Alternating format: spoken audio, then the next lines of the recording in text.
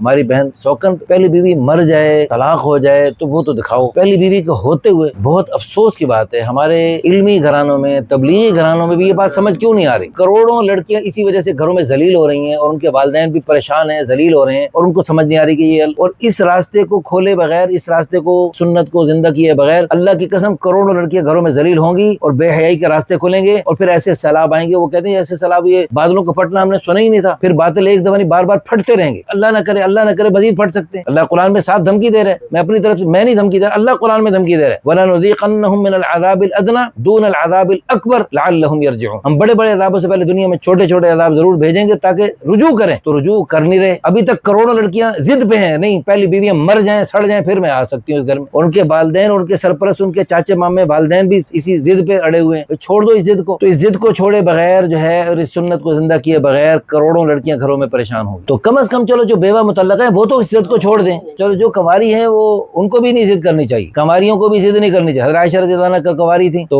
سوکن پہ آئیں۔ تو بہرحال اللہ تعالی ہم سب کو دین کی سمجھ نصیب فرمائے۔